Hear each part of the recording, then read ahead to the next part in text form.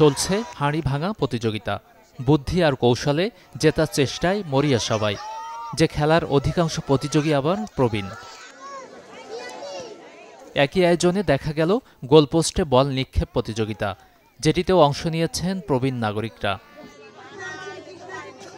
জীবনের পড়ন্ত বেলায় শৈশবের হারানো খেলাগুলোকে ফিরে পেয়ে স্মৃতিকাতর হলেন এসব মানুষেরা। জানালেন ৫ কিংবা ৬ দশক পরে খেলছেন মজার এমন সব খেলা। খেলা খেলতাম, হাডুডু খেলতাম, দৌড়াইতাম, সব কোনো খেলা খেলতাম। মন দিতে বহুত খেলা আমরা সম্ভব না।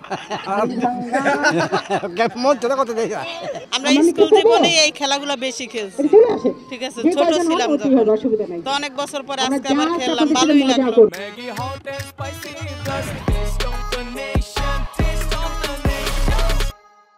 স্কুলে সব খেলাই খেলতাম, হাডুডু খেলতাম, ফুটবল, হকি বল এবং স্পোর্টসে অনেক খেলা, দৌড়, লাফ, সব খেলাই খেলছি।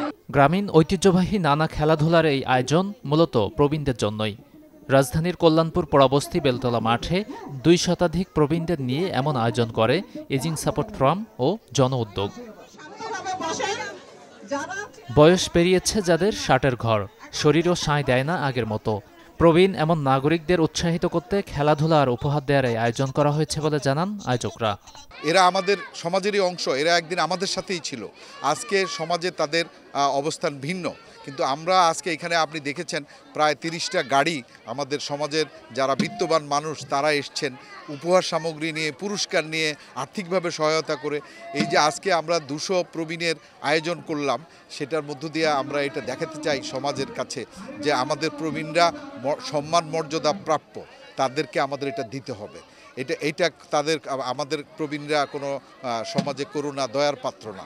অসম্ভব উৎসাহ তাদের, তারা অসম্ভব খুশি এবং তারা কখনো হয়তো বা কল্পনাও করে নাই যে ৮০ বছর বয়স, ৮৫ বছর বয়সে তারা খেলায় অংশগ্রহণ করবে। তারা যেমন খুশি তেমন সাজো, তারা আরও বিভিন্ন খেলাতে নিতে পারবে, তাদের প্রাইজ পাবে, তাদেরকে একটা ভালো একদিনের জন্য হলেও তাকে একটা সম্মান দেওয়া হচ্ছে, খাবার দেওয়া হচ্ছে। এটা ওদের জন্য অনেক অনেক অনেক বড় একটা ব্যাপার, আর আমি মনে করি আমাদেরও ভাগ্যের ব্যাপার। একটা জেনারেশন আসলে প্রবীণরা সবসময় দেখেছে একটা জেনারেশনের পরে ওদের আসলে ওনাদের নিয়ে তেমন ভাবনা কিছু থাকে না।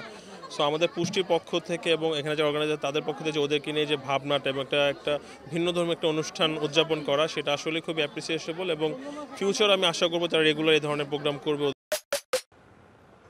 Maggi hot and spicy blast, test of the nation.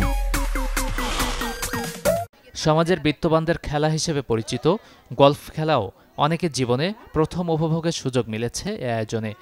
আজকাল আমার এই জীবনের প্রথম হলাম আমি গলফ খেলায় অংশগ্রহণ করলাম। ১,০০০ টাকা আমি প্রথম হয়েছে, ১,০০০ টাকা।